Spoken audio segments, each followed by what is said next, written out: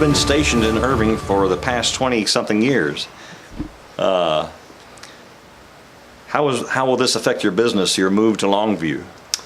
Well, like I said, I'm trying to do it smart, so I've put out there, really, Facebook's been my friend. I have a web page, but Facebook is far more effective in, letting people know, I'm in Dallas and I'll be coming to Longview next week. If anybody needs anything, I'll be there.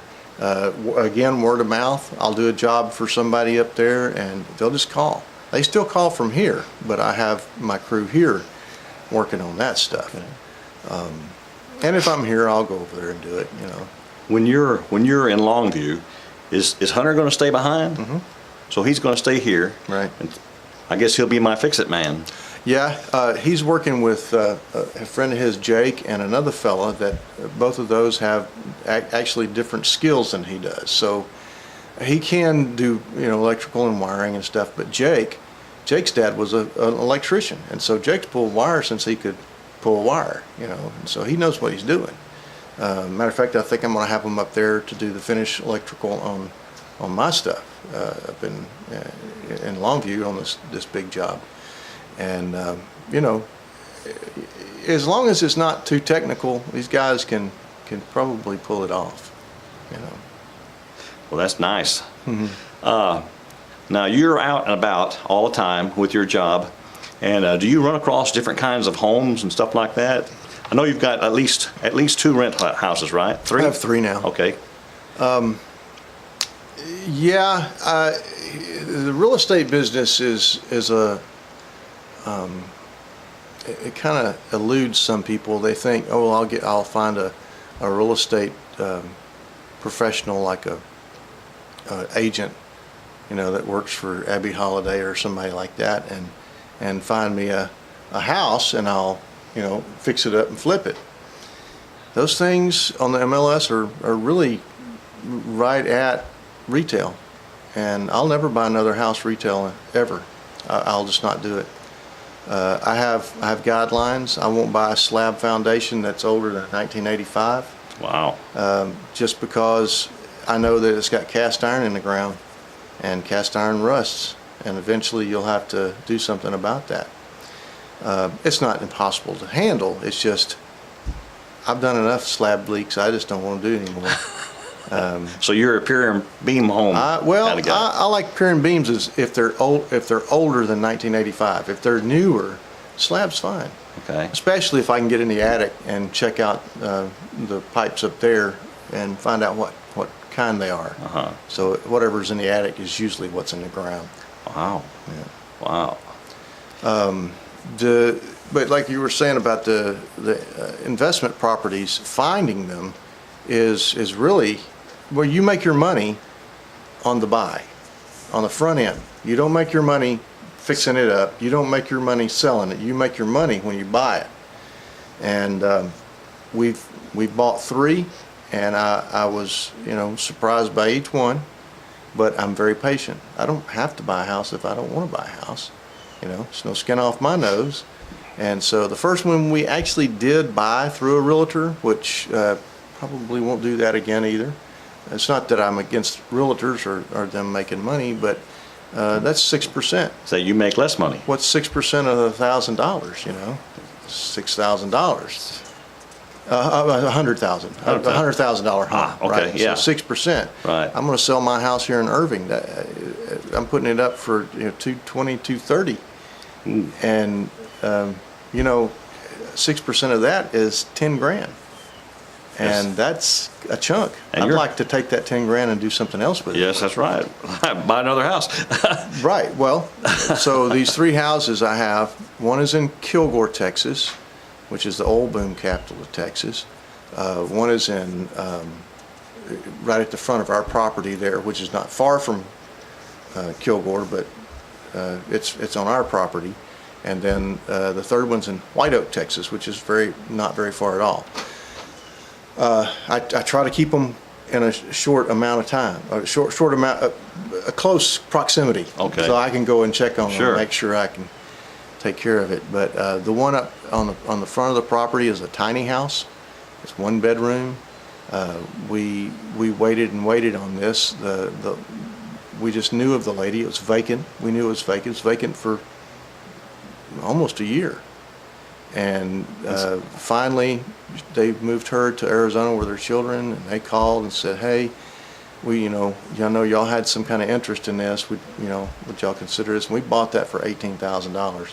Ooh, a house for 18,000. Well, it's a 1 bedroom, probably 700 square feet. Hey, But a house is a house. well, yeah, it's on wheels. It's a tiny house. Oh, So okay. I don't know if you've seen these. I think I've seen it, but I Yeah. didn't know it was on wheels. Well, a lot of them are. Wow. Yeah, and but it's got regular siding. It's got everything is normal about the place. Anyway, that money we got that money, sold some property in South Louisiana that we weren't using. It was just sitting there, and I set it up and dug a septic tank, which I already knew how to do. I set an electrical pole, had the electric company come hook it up, and I ran a water line. And I did those 3 things, and it's bringing in $700 a month. And that's been there for about 2 years. So if you do the math, it's paid for. Right.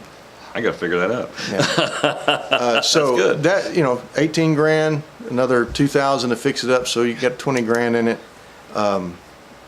The one in Kilgore is the one we bought next. It was a foreclosure. It's quite a bigger house, and it was foreclosed. They wanted $44,000 for it, and it was in rough shape. I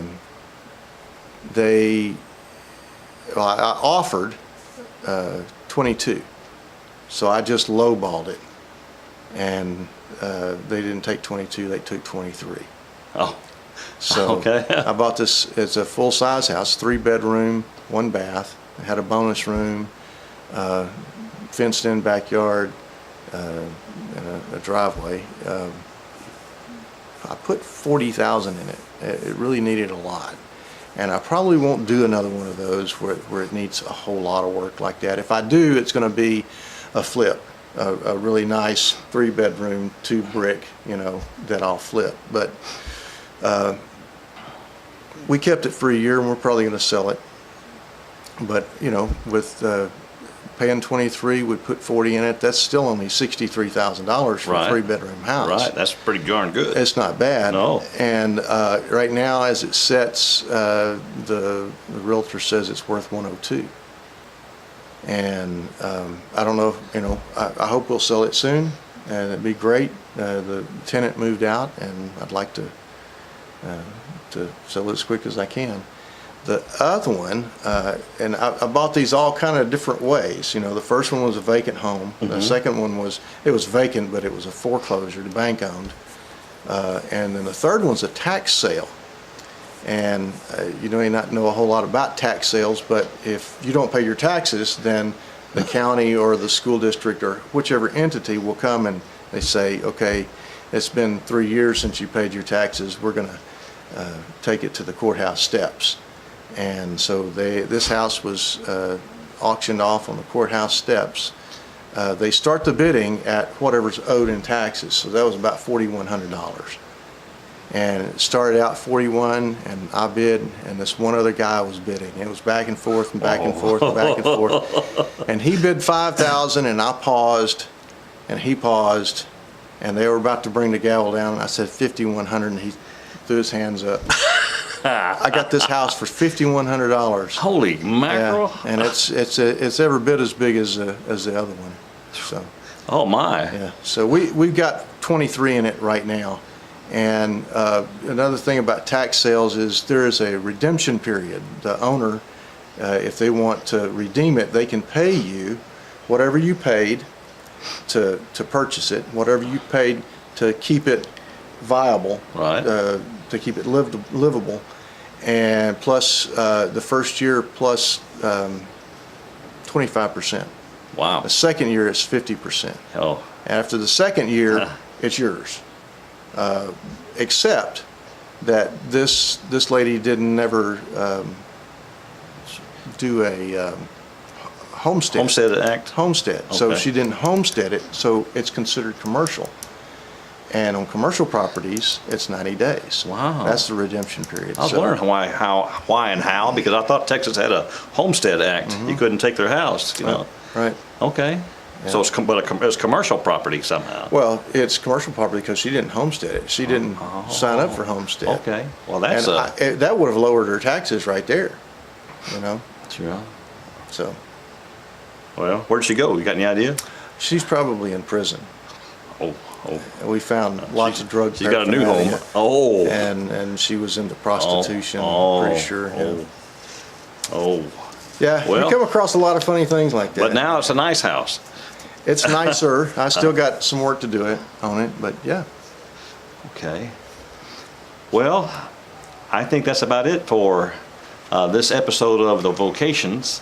But I want to turn over the last few minutes to Doug to say whatever you want to say about this line of work. So, Doug, the floor is yours. I would say, you know, you really need to do what you want to do. If you like solving problems, and that's what I am. I'm just a problem solver. I go in and I see what the people need. I know that I can do the actual labor on it. And, you know, to me, it's no big deal. To other people, it may be. If you learn the skills, then you could do the same thing. Well, you could do the same thing with just a single trade. You know, you could just do electrical, or you could just do auto repair, or whatever it is. But I'd say do what you want to do.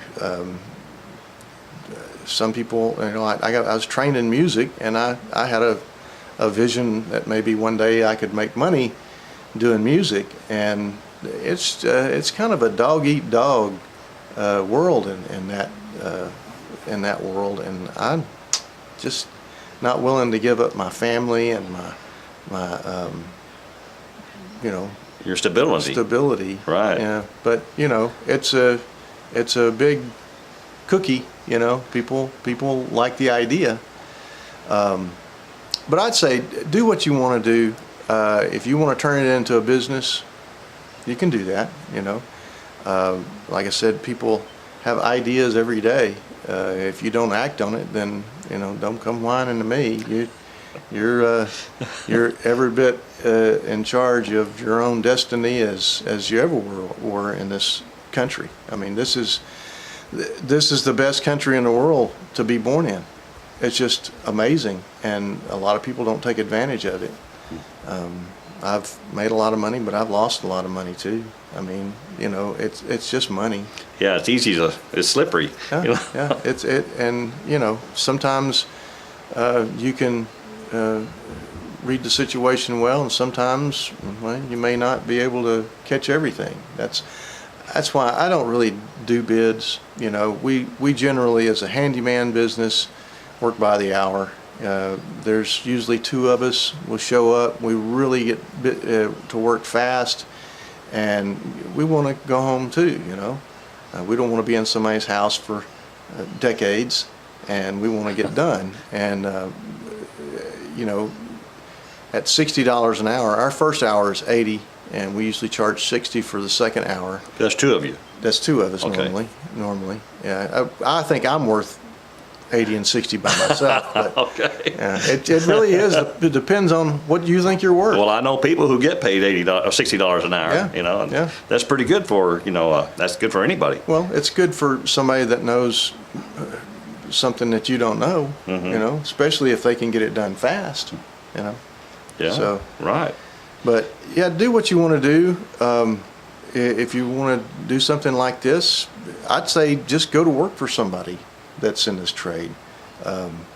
There's all kinds of opportunities. People are looking for people to work if they're willing to work hard, you know, and learn. I would rather not stand around and have to tell somebody every single step every single day and remind them of the same steps tomorrow. It's just, you know, use your brain, you know. That's what God gave it to you for. So, yeah. Okay, people, you heard it from Doug Toon, the handyman hero. So we'll see you later. Bye-bye. Bye-bye.